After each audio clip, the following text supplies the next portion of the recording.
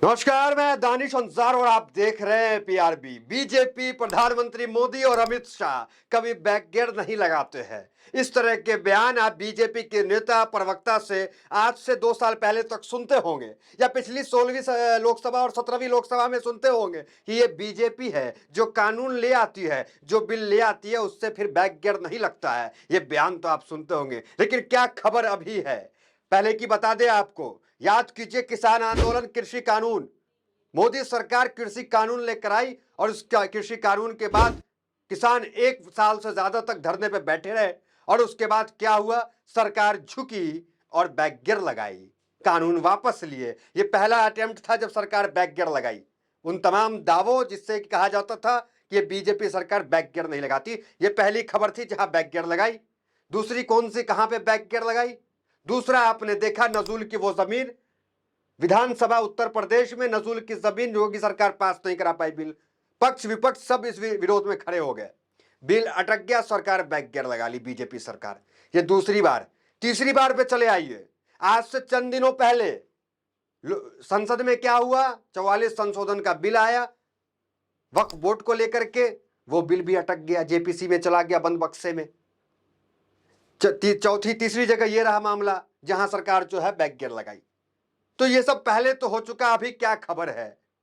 जो सरकार कहती थी कि हम बैकगियर नहीं लगता है, इसमें बैकगियर है ही नहीं, वो 3 बार बैकगियर लगा लिया। हालांकि गियर बैकगियर का एक ही होता है, रिवर्स गियर एक ही होता है, लेकिन उस रिवर्स गियर का इस्तेमाल 3 बार जो सरकार कर लिया और चौथा बार फिर हो गया।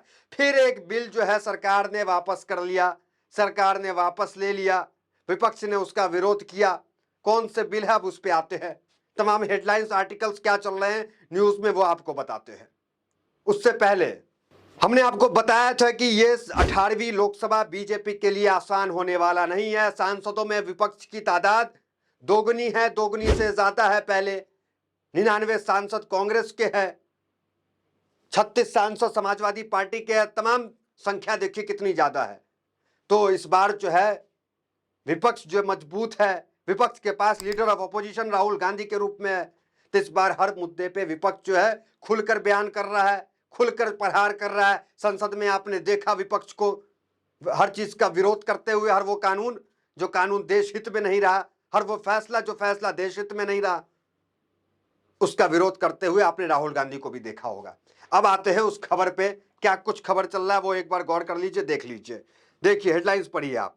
केंद्र सरकार ने ब्रॉडकास्टिंग बिल 2024 वापस लिया, मंत्रालय बोला नया ड्राफ्ट तैयार करेंगे। विपक्ष का आरोप था, विपक्ष इसका विरोध कर रहा था।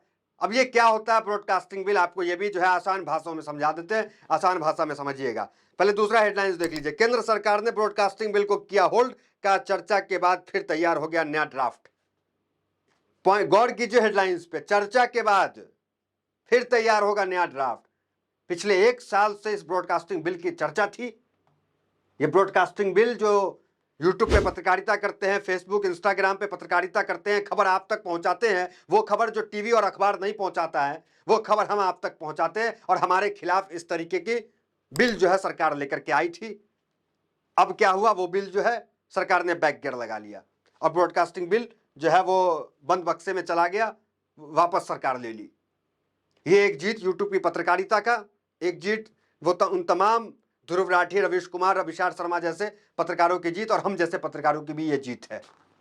ब्रॉडकास्टिंग बिल वापस हो गया। अब क्या होता है ब्रॉडकास्टिंग बिल, उससे पहले जरा इस हेडलाइंस पे गौर कीजिए। क्या कहा गया कि चर्चा के बाद फिर बिल आएगा नए सिरे से, जिसमें विवादित जो कॉलम है उसमें उसको सुधार करके चर्चा होगी।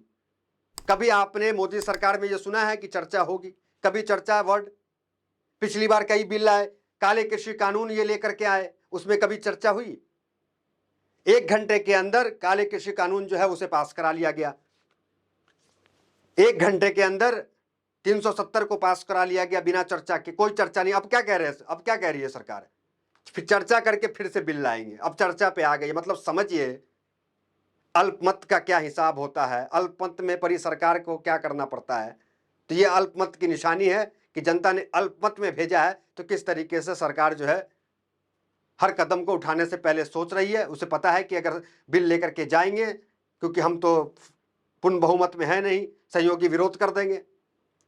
तो सरकार जो है अब कह रही है चर्चा करके फिर बिल लाएंगे और आपको समझा देते हैं ब्रॉडकास्टिंग बिल क्या होता है। देखिए, कल तक क्या होता था, हम लोग क्या करते थे, खबर आपको बताए, चाहे वो खबर सत्ता के पक्ष में जाए या विपक्ष में जाए, सत्ता को पसंद आए या पसंद ना आए, हम खबर आपको बताते थे। अब सरकार तैयारी क्या कर रही थी वो सुन लीजिए। सरकार तैयारी कर रही थी हमारे ऊपर हमारे कंटेंट को सेंसर करने का। जिस तरीके से बॉलीवुड में आपने देखा होगा फिल्मों को सेंसर किया जाता है, जिस फिल्म में नंगेता ज्यादा होती है उसको A+ इस तरह की कैटेगरी में डाला जाता है, जिसमें गाली गलौज ज्यादा होता है, तमाम चीजों को देख करके जो है वो एंटरटेनमेंट की दुनिया में ये चलता था। लेकिन अब वो सेंसरशिप जो है सरकार न्यूज पे करने वाली है। मतलब हम जो कंटेंट बना रहे हैं वो सरकार देखेगी या सरकार को लगेगा कि ये ठीक नहीं है, ये पब्लिक में नहीं जाना चाहिए, तो सरकार उसको नहीं भेजेगी, सेंसर कर देगी उसको। मतलब सोचिए। और जो सरकार के पक्ष में नहीं कंटेंट रहेगा, जैसे ये वीडियोस हम बना रहे हैं, अब ये सरकार को पसंद तो आएगा नहीं, तो सरकार तो इसको पब्लिक डोमेन में लाएगी नहीं, मना कर देगी। तो ये बिल उसका काम है, सरकार की निगरानी इस पे होना।